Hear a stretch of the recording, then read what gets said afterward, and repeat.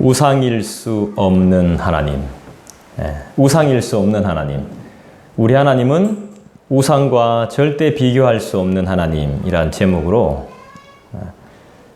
말씀을 나누도록 하겠습니다. 이사야 46장 1절부터 7절까지 말씀입니다. 우상은 멀리 있지 않습니다. 우상은 멀리 있지 않고 우리 주변에 가까이 있습니다. 특히나 자녀들을 키우는 입장에서는 공부의 신이 우상입니다. 우리 자녀들 공부 잘하게 만들어주겠다 이러면 부모들은 거기에 거의 반 미친다고 해도 과언이 아닐 겁니다. 그럼 목사님은 어떻습니까? 목사님도 자녀를 키우는 입장인데 공부를 잘하는 게 좋지 않습니까? 이래 물으면 공부를 잘하는 게 좋죠. 그렇지만은 요즘 세대를 봤을 때 공부만 잘해서는 될 것 같지는 않고요. 정말 공부에 관심이 있는 친구들은 이제 학교를 보내야 되겠다는 생각이 들고, 보통 이제 대학이라고 하면 학문에 참 최고의 경지에 이른 곳이 대학이잖아요. 근데 우리나라 대학은 실제로 그런 건 아닌 것 같아요. 최고의 학문을 가르치거나 또 개념을 바로 잡아주거나 그런 학교가 아닌 것 같습니다. 요즘은 대학생들도 되게 생각이 어려져서 깊은 사고를 잘 못하는 것 같아요. 저도 마찬가지인 것 같고요.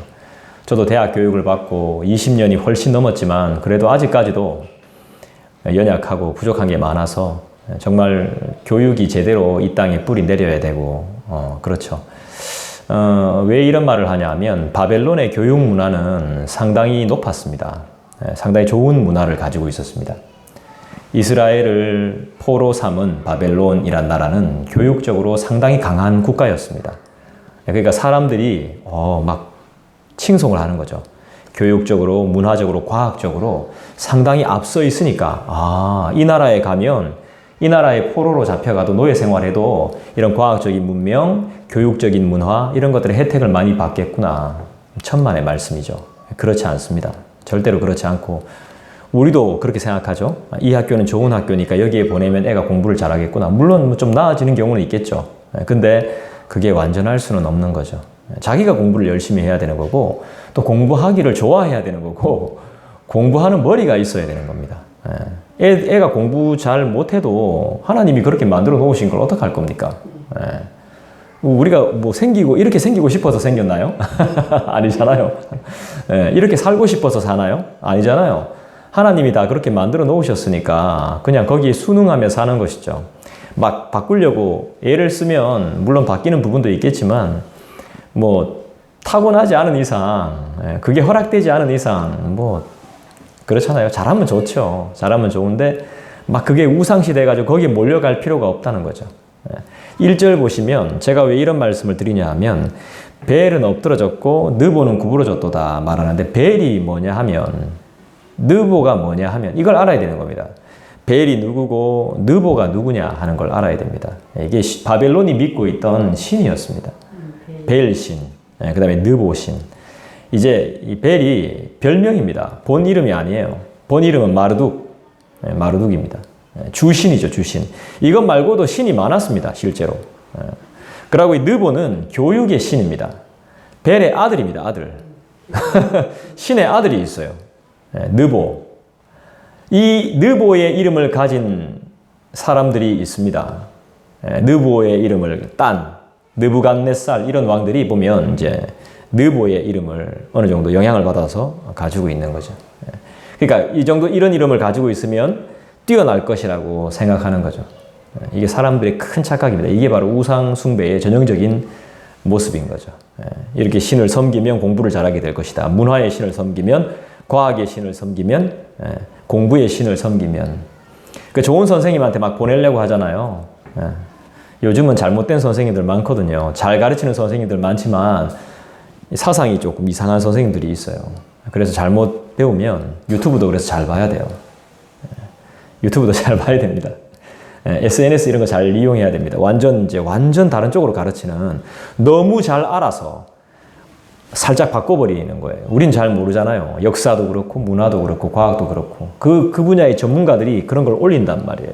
그런 걸 만든단 말입니다. 너무 잘 아는데 우리가 모르게끔 살짝 바꾸는 거예요. 그래서 우리가 그쪽으로 그 선생님을 따라가게끔 조심해야 되는 겁니다. 그러니까 우리가 제대로 된 걸 학습을 해야 되는데 그럴 세상이 좋아진 만큼 이상한 걸 배울 확률이 상당히 높더라는 거죠. 그래서 오히려 옛날에 교육받으신 분들이 더 건전합니다. 저희보다. 저희 밑세대는 완전 지금 어떻게 보면 굉장히 불쌍한 세대입니다. 어떤 걸 배우게 될지 모릅니다. 6.25가 북침이 아니라 남침이라고 배울 수도 있잖아요. 그러니까 위험한 세상에 살고 있는 거예요. 그래 알고 있는 사람도 있겠죠. 그죠? 심판이 임하면, 심판은 하나님께서 하시는 거죠. 심판이 임하면 바벨론 사람들이 믿던 우상들은 다 멸망하게 되죠. 이 자신들이 믿던 우상이 골칫거리가 될 겁니다. 자신도 구원하지 못하는 우상들이 그것을 믿는 자를 구원할 수 있겠습니까?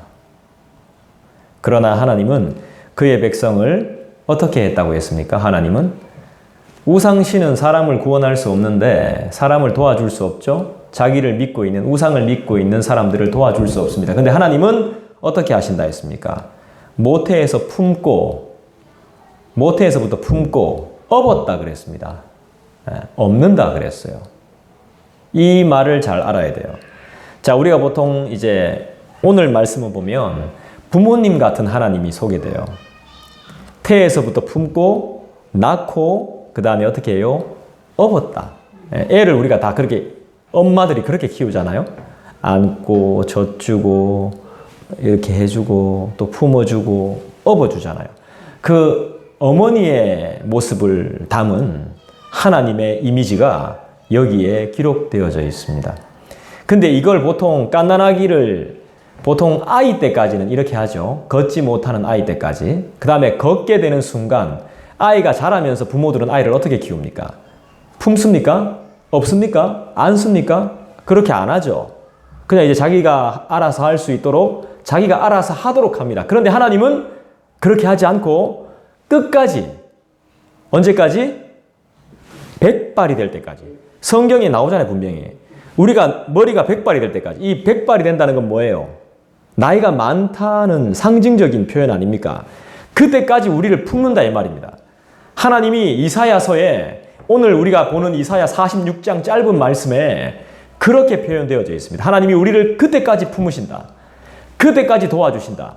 그때까지 우리를 이끄신다. 이걸 여러분들이 발견할 수 있어야 됩니다. 여러분, 가장 위험한 것이 뭐냐면, 가장 안 좋은 것이 뭐냐면 좋은 교회에 다니면서 좋은 말씀을 들으면서 바른 말씀을 듣는데도 아무것도 안 하는 것. 그게 제일 위험한 겁니다, 사실. 이게 무슨 말씀인지도 모르는 것. 그러니까 설교를 많이 듣는다고 해서 여러분들 좋은 게 아니에요. 좋은 설교를 많이 듣는다고 해서 그게 좋은 게 아니라 내 스스로 묵상할 수 있는 그런 힘을 키워야 돼요. 그게 좀 미안한 이야기지만, 그럼 목사가 왜 있는데? 목사가 있지. 있는데, 내 스스로도 이제 우리가 꾸준히 좋은 말씀들을 많이 들었잖아요. 그죠? 좋은 말씀들을 많이 듣고 바른 말씀을 많이 들었기 때문에 내 스스로도 생각할 수 있는, 내 스스로도 묵상할 수 있는 능력이 필요하단 말이에요. 언제까지 받아 먹을 겁니까?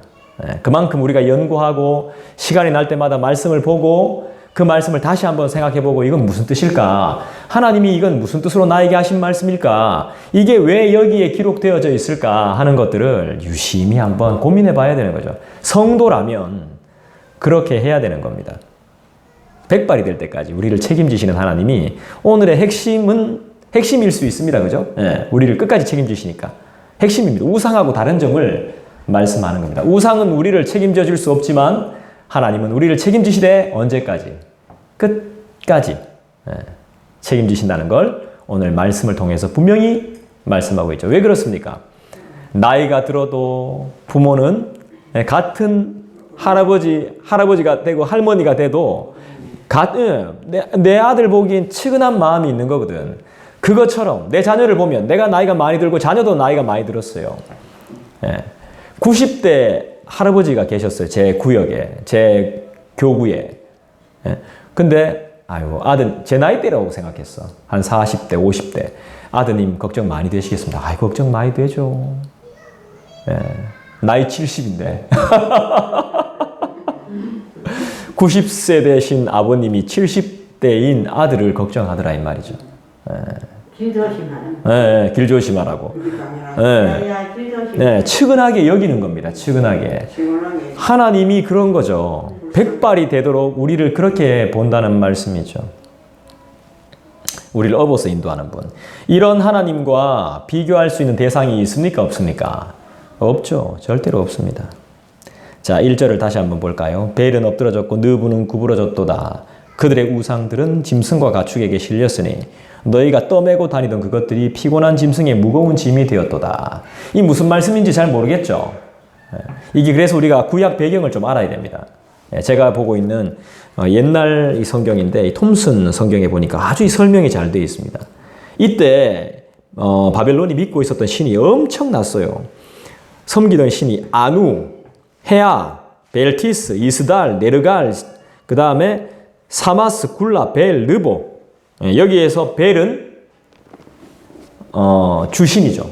최고의 신이죠. 마르둑을 말하는 거죠. 마르둑의 별명이죠. 그 다음에 느보는 아들이고. 그죠?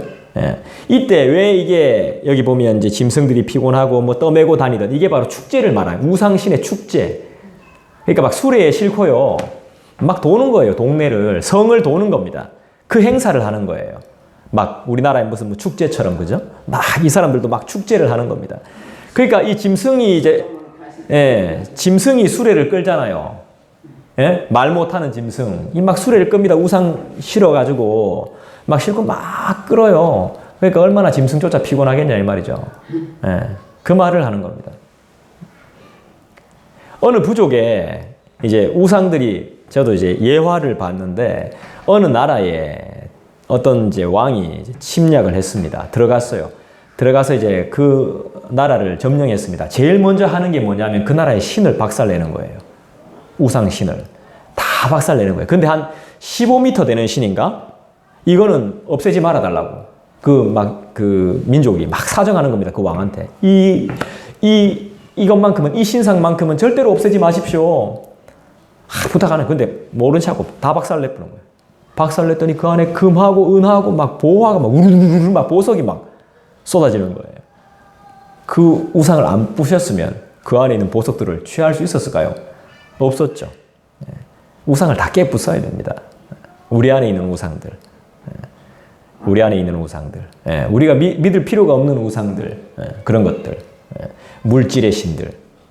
돈. 그 다음에 경제적인 것들. 공부의 신들. 보이지 않는 우상들을 철저하게 무너뜨려야 되는 것이죠. 바벨론 사람들이 섬기던 대표적인 우상들이죠. 제가 말씀드린 것이. 바벨론 최고의 신, 마르둑. 이 주인이라는 뜻입니다. 히브리어로는 이제 바알이라는 뜻입니다. 바알. 귀신이죠, 귀신. 바알은 귀신입니다. 학문, 이제, 느보는 벨의 아들이죠.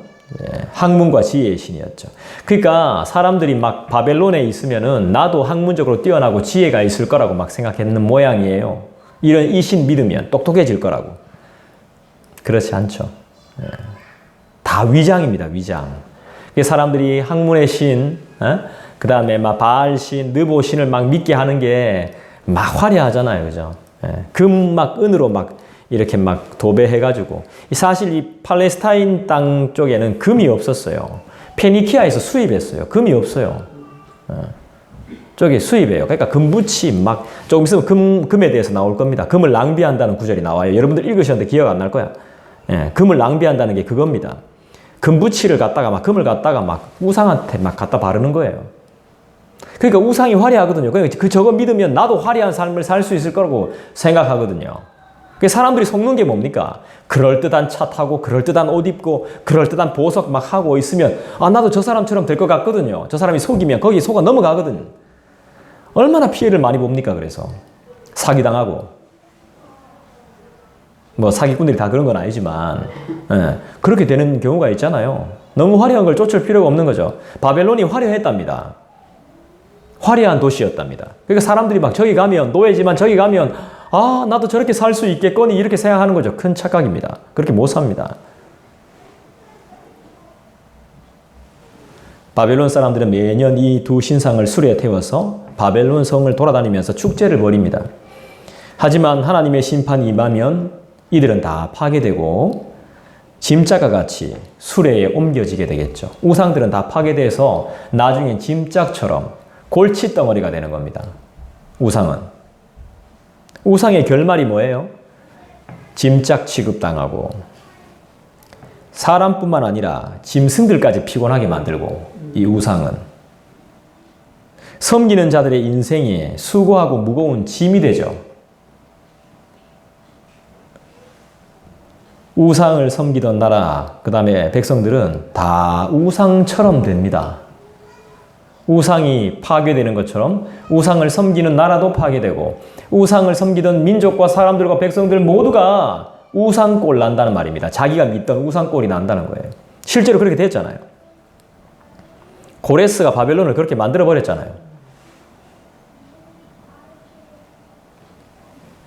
2절에 보니까 뭐라고 나옵니까? 자기들도 잡혀갔다 그랬습니다. 자, 그들은 구부러졌고 그들은 일제히 엎드러졌으므로 그 짐을 구하여 내지도 못하고 자기들도 잡혀갔느니라. 벨과 느보와 같은 우상들은 스스로 구원할 힘이 없기 때문에 짐짝처럼 취급받아서 잡혀간다는 거죠. 실려간다는 겁니다. 이게 뭐예요?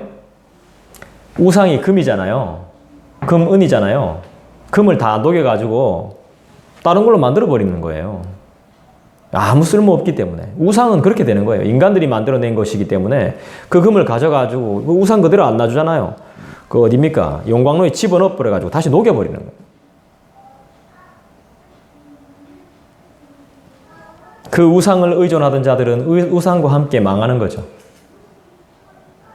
결국 우상은 짐이 되고 결박되고 녹아버리고, 그죠?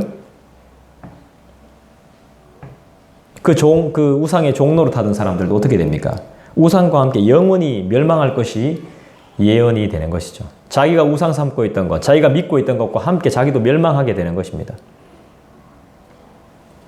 현재로 따지면 우리 눈 멀고 사람 구실 못하고, 그죠? 병들어 죽고 자기가 믿던 우상 섬기다가 그렇게 되는 거죠. 그 우상만 바라보다가 그 우상으로 스트레스 풀다가 그 우상으로 모든 걸 하려고 하다가 다 그 꼴 나는 것입니다. 그거 쫓다가 망신당하게 되는 거죠. 남의 이야기가 아닙니다, 이건. 3절 보겠습니다. 야곱의 집이여 이스라엘 집에 남은 모든 자여 내게 들을지어다. 배에서 태어남으로부터 내게 안겼고 태에서 남으로부터 내게 업힌 너희여. 야곱, 하나님께서 야곱을 만나서 야곱의 이름을 바꿔주셨어요. 뭐라고 바꿔주셨죠? 이스라엘이라고 바꿔주셨습니다. 그러니까 결국에는 야곱에게 말하는 것이기도 하지만 야곱은 대표고 이스라엘 전체에 지금 현대 우리에게 말씀하는 거죠. 야곱의 집이여 이스라엘 집에 남은 모든 자여 내 말을 들으라 말합니다. 하나님의 말씀을 들을 것을 이야기하는 거죠. 다른 거 듣지 말고 내 이야기를 들어라. 하나님의 말씀에 집중해라 이 말이죠. 배에서 태어남으로 내게 안겼고 그 다음에 태에서 남으로부터 내게 업힌 너희여. 하나님이 이스라엘을 향한 마음이 여기에 녹아 있습니다. 3절에. 우상들은 심판을 받은 이후에 오히려 짐이 되었죠. 그죠? 그러나 하나님은 이스라엘 백성이 엄마 모태에서 만들어졌을 때부터 그들을 안아서 인도하셨다라고 말씀하고 있습니다. 업혔고 하나님께서는 품으셨다고 또 말씀하죠. 고난의 현실 가운데 우리를 건져내실 하나님을 3절 말씀은 잘 보여주고 있습니다. 무서운 징벌 중에도 하나님의 심판 중에도 우리 하나님은 우리를 잊지 않음을 믿습니다. 4절 볼까요? 너희가 노년에 이르기까지 내가 그리하겠고 백발이 되기까지 내가 너희를 품을 것이라. 내가 지었은즉 내가 업을 것이요 내가 품고 구하여 내리라. 하나님이 만드셨기 때문에 우리의 삶을 책임지신다는 것이죠. 하나님이 우리를 만드셨기 때문에 노년에 이르기까지 백발이 될 때까지 우리를 품을 것이라고. 그죠? 구하여 낼 것이라고. 구하여 낸다는 게 뭡니까? 구원하겠다 이 말 아닙니까? 하나님의 변함없는 사랑을 말씀하는 거죠. 하나님의 변함없는 사랑과 보호하심, 그 다음에 보살핌이 잘 녹아 있습니다. 하나님은 자기 백성을 끝까지 품에 품어 인도하고 보살피시고 보호하시는 분이신 줄 믿습니다. 이것은 자신을 섬기는 자들의 짐이 되는 우상과는 완전히 반대되는 모습이죠. 우상은 우리의 삶을 책임질 수 없고 구하여 낸다고 말하지도 못하는데 하나님께서는 분명히 우리에게 말씀합니다. 노년에까지, 힘이 없는 노년에까지 책임지겠고 백발 때까지. 왜? 이유가 뭐냐? 내가 너희들을 만들었기 때문에. 사람들은 우상을 보호해야 되거든요. 우상은. 그 만든 사람이 보호해야 돼요. 근데 하나님은 우리를 보호하세요.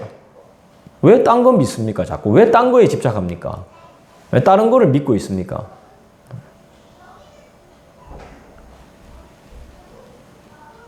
우상은요, 걱정의 산물입니다. 돈은 걱정의 산물이에요. 염려의 산물입니다. 걱정과 염려와 의심이 많으니까 우리가 사실 그렇잖아요. 걱정 많고 염려가 많잖아요. 그러니까 우상을 만들어내는 거예요. 인간이란 존재는. 하나님이 뻗어시 계시는데도 불구하고 우리가 걱정이 많거든요. 그 하나님의 말씀을 듣지 못하거든요. 하나님의 말씀을 본다고 하지만 보지 못하거든요. 그러니까 걱정과 염려로부터 만들어지는 것들이 보면 우리의 삶의 우상들인 거예요. 믿음이 없으니까요. 하나님을 믿는 믿음이 없으니까 우상을 자꾸 만들어내는 겁니다. 보십시오. 사람들은 반드시 그래요. 자기가 믿는 구석이 다 있어요. 뭔가. 그래서 5절에 뭐라고 말씀하십니까? 하나님께서 너희가 나를 누구에게 비기며 누구와 짝하며 누구와 짝지우며 누구와 비교해서 서로 같다 하겠느냐? 우리의 보호자 되신 하나님과 반대되는 우상을 숭배하는 것에 어리석음을 보여주고 있죠.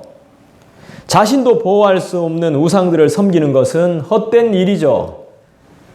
그렇기 때문에 참된 신이신 하나님만을 의지하고 하나님만을 믿고 다른 어떤 대상과도 비교할 필요가 없는 것입니다. 비교하는 자체가 바보들의 놀이죠. 하나님과 같은 신이 있습니까? 비교할 만한 대상이 있습니까? 하나님과 싸워서 이길 대상이 있습니까? 여러분, 우리가 착각하는 게 뭐냐면 내가 주의 일을 한다고 생각하거든요. 내가 주의 일을 하는 게 아닙니다. 주님이 나의 일을 도와주십니다. 주님이. 우리가 주의 일을 하는 게 아니에요. 내가 뭐라고 주의 일을 합니까? 나는 그냥 믿는 거예요. 믿는 거. 어떤 목사님이 진짜 이런 말씀을 잘 하시던데, 여러분, 우리가 미국 가는 비행기를 탑니다. 내가 미국 갑니까? 비행기가 데려다 주는 거예요. 내가 돈 내면. 그거 못 믿어가지고 막 불안해하고 미국 가긴 가는 건가? 네? 제주도 가는 비행기를 탔다고 합시다. 나는 그냥 내가 해야 될 거는 뭐죠? 앉아 있으면 돼요, 그냥. 앉아 있으면 되는데 그게 불안해가지고 막 비행기 안에서 뛴다. 그런다고 내가 제주도 갑니까? 그 비행기가 도착해줘야 가는 거지. 우리가 생각을 잘해야 돼요. 내가 주의 일 하면 하나님이 내 일 해주시겠지. 이 카는데 그건 맞는 표현이야. 실제로는 하나님이 우리를 이끌어 가시는 거예요, 그냥. 근데 우리는 믿으면 되는 거야. 거기에 의지하면 돼. 그냥 올라타면 되는 거예요. 그걸 못 해가지고 우리가 막 힘들어하는 겁니다. 우리가 비행기가 가는 거예요. 자동차가 가는 거예요. 자동차가. 그냥 운전하면 되는 거예요. 운전대 잡고. 저도 한 번씩 하거든요. 제가 옛날에 낡은 차를 몰았을 때는 언덕을 올라가면 내 차가 힘들어해요. 차가 낡았다 보니까. 그럼 제가 막 이랍니다. 긴장해가. 이란다고 차가 가는 게 아니거든요. 근데 내가 몸이 막 그렇게 돼. 얘가 밟아서 내가 밟으니까 이 차가 올라가야 되는 거야. 못 올라가면 이 차는 끝인 거지, 뭐. 다른 차 타면 되죠. 다른 차 타야 되는 거지. 그런 사람들이 있다니까요. 막 불안해가 이거 제주도 가는 거 맞나? 이 미국 가는 거 맞나? 막 잠도 안 자고 미국 가려면 그 몇천 마일 떨어져 있으니까 우린 한 두 번 잤다 깨고 화장실 2번 갔다 오면 돼요. 근데 그걸 불안해가지고 말이지, 막. 예배도 마찬가지입니다. 예배도. 하나님을 믿는 우리는 여기서 뭐 하면 됩니까? 하나님 말씀 듣고 그렇게 될 걸 믿고 주님을 의지하면 되는 거잖아요. 그게 우리의 일 아니겠습니까?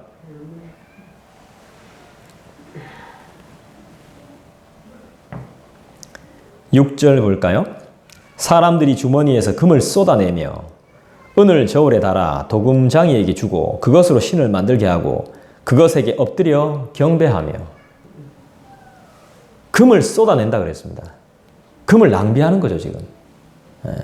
은을 저울에 단다 그랬습니다. 이 저울에 단다는 건 신중함을 표현합니다. 그런데 금을 막 쏟아내고 낭비하는 사람들이 이 저울에 다는 것도 신중하게 달겠습니까? 대충 달겠지. 정확하게 안 달겠죠. 그냥 막 취하는 거지, 그냥. 막 허비하고 낭비하는 거죠. 갖다 바치는데. 금과 은은 인간들이 정말 소중하게 여기는 것들이잖아요. 귀금속이잖아요.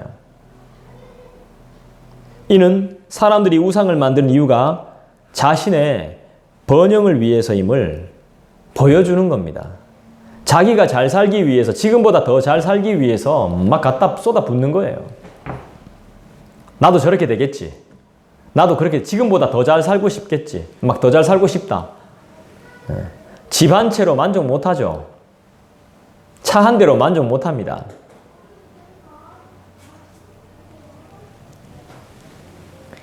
우상은 생명이 없습니다. 우상에게 그 귀한 금을 낭비하지 마십시오. 몸을 낭비하지 마십시오. 시간을 낭비하지 마십시오. 세월을 낭비하지 마십시오. 그렇게 낭비하니까 뭐만 남아요? 허무함과 공허함만 남는 거예요. 돈 더 벌려고 막 투자할 때도 조심해서 해야 돼. 네, 조심해야 돼, 진짜. 나 불안해가지고, 난 진짜. 형체도 없는 것들 갖다 쏟아붓고 이러면 정말 불안해요. 저금하는 게 제일 좋은데. 그냥 그거 있으면 저 주세요. 돈 있으면 다 저한테 가져오시고. 불안해. 딴 데 막, 그러니까 더 막 잘 살기 위해서, 편안함을 위해서 투자하는데. 모든 거를 하나님한테 많이 바쳐야 돼. 예, 그러시면 좋죠. 7절 볼까요? 그것을 들어 어깨에 메어다가 그의 처소에 두면 그것이 서 있고 거기에서 능히 움직이지 못하며 그에게 부르짖어도 능히 응답하지 못하며 고난에서 구하여 내지도 못하느니라. 우상의 전형적인 모습입니다. 하나님이 어떤 분이시냐 묻는다면 하나님은 우리를 끝까지 품고 책임지시는 분이라고 말할 수 있겠지만 우상은 어떤 존재냐? 우상은 역사도 없습니다, 사실. 기원이 어딘지도 몰라. 그죠? 뭐 어떻게 만들어졌는지도 모르겠어요. 어깨에 매다가 막 고생스럽게 어깨에 메고, 그것도 뭐 어깨에 메고 다녀 또. 아유, 왜 메고 다녀? 자기 처소에 둔대요 또. 움직이지도 못해요. 그에게 부르짖어도 응답도 없대요. 그러고 더 중요한 건 우리를 고난에서 구해내지도 못해요. 굶어 죽어가도 우리를 구하지 못하는 게 바로 우상이죠. 지 혼자만 떠드는 거예요, 그냥. 우리의 의사와는 전혀 반대로. 지 갈 길 가는 거야, 걔는. 우리 갈 길 가야 되는 거고. 영원히 만날 수 없는 거예요. 인간이 만든 우상은 인간이 옮기기 전에는 꿈쩍도 안 한다, 이 말입니다. 어깨에 메고 다니는 이유가 인간이 이동해 주지 않으면 야는 움직일 수 없는 거예요. 이걸 왜 믿어? 바보 같은 거. 발로 차버려야지. 스스로 움직이지 못해요. 한마디로 이게 뭐죠? 세 글자로 하면 무능함. 움직이지 못하니까. 무능한 우상이 그것을 섬기는 자들의 소원을 들어주겠습니까? 7절이 확실히 말하잖아요. 응답하지 못한다 그랬잖아요. 우리의 소원을 들어주겠어요? 안 들어줍니다. 유튜브 백날 봐보십시오. 그 유튜브가 내 소원 들어주는가? 절대로 안 들어줍니다. 뭐 정보는 좀 줄 수 있겠지만. 하나님은 어떻습니까? 어디에나 계시잖아요. 어느 곳에나 계시잖아. 나와 함께 하시잖아요. 하나님과 극명하게 대조되는 모습이죠. 하나님은 우리의 작은 신음에도 응답하신다 그랬습니다. 할렐루야. 우리의 작은 신음에도 끙끙 앓는 그 끙끙 앓음 속에도 하나님은 응답하신다 그랬어요.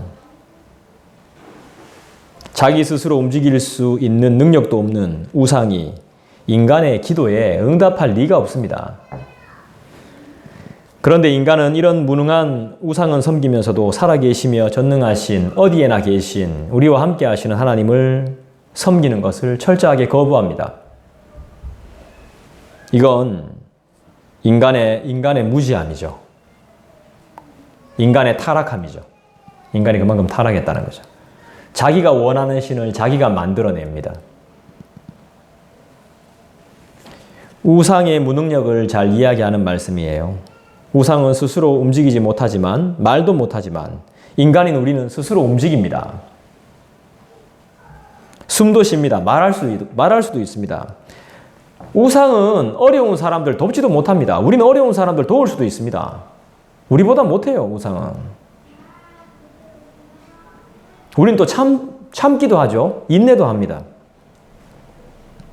우상보다 훨씬 위대한 하나님의 형상을 가진 우리가 엉뚱한 것을 보고 있는 거죠. 우리는 하나님의 최고의 작품임을 믿습니다. 우상은 막 조패도요. 아프다는 소리도 못 내요. 따라합시다. 빙시. 때려도 아야 이 소리도 못해. 그걸 왜 믿나 말이지. 막 휴대폰 들고 있다가 휴대폰 떨어뜨리면 난리 나죠. 이게 우리 우상이니까. 많은 사람이 바벨론의 벨과 느보를 숭배합니다. 왜냐하면 우상을 섬깁니다. 왜냐하면 바벨론의 강력한 힘, 그 다음에 화려한 문화를 동경하기 때문이죠.